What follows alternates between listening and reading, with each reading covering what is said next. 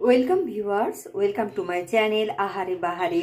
আজ আপনাদের সঙ্গে শ্যামার চালের একটা হেলদি স্ন্যাক্সের রেসিপি শেয়ার করব। তার জন্য নিয়েছি শ্যামার চাল, নিয়েছি আলু সেদ্ধ করে গ্রেট করে নিয়েছি খানিকটা গ্রেট করা গাজর, ফাইনলি চপ কাঁচা লঙ্কা কুচি, ধনে পাতা কুচি, আর নিয়েছি পেঁয়াজ কুচি। সবার প্রথমে শ্যামার চালের মধ্যে আমি একটু গরম জল অ্যাড করে দিলাম। এইভাবে আমি 10 মিনিট এটাকে রেখে দেবো যাতে এটা সম্পূর্ণ ফুলে যায়। 10 মিনিট পরে দেখুন শ্যামার চালটা ফুলে ডবল হয়ে গেছে। আমি একটা স্ট্রেনারের সাহায্যে সমস্ত জল ছেঁকে নিয়েছি। এইভাবে আমি 10 মিনিট রেখে দেব। 10 মিনিট পর একটা পাত্রে আমি শ্যামার চাল আর সমস্ত সবজি একসঙ্গে নিয়ে নিয়েছি।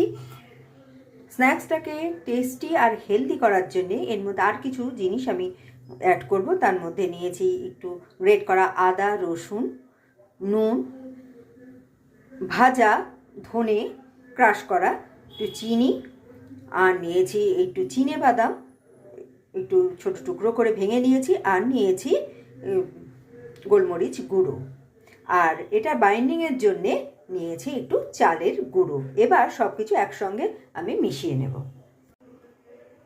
সব কিছু আমি একসঙ্গে মিশিয়ে নিয়েছি। এবার হাতের সাহায্যে ভালো করে মেখে নেব।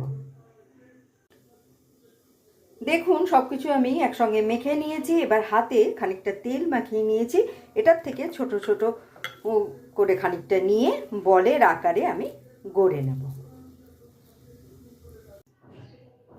দেখুন আমার সব বলগুলো তৈরি করা হয়ে গেছে। স্ন্যাক্সটা তৈরি করার জন্য গ্যাসে একটা আপ্পে প্যান দিয়ে বসিয়ে নিয়েছি এবং ক্যাভিটিগুলোই অল্প করে তেল দিয়ে দিয়েছি। এবার ওর মধ্যে এই বলগুলো আমি সব বসিয়ে নেব। আপ্পে প্যানে সব বলগুলো আমি বসিয়ে দিয়েছি। গ্যাসের ফ্লেমটা একদম সিমে করে আমি এটাকে ঢেকে কিছুক্ষণ হতে দেব। কিছুক্ষণ পর আমি ঢাকনাটা খুলে নিলাম। এবার আমি অল্প করে সবগুলোর গায়ে তেল ব্রাশ করে দেব, আর একটা চামচের সাহায্যে এগুলোকে উল্টে দেব, দিয়ে আবারও কিছুক্ষণ ঢেকে দেব। আমার শ্যামার চালের স্ন্যাক্স একদম রেডি অ্যান্ড সার্ভড।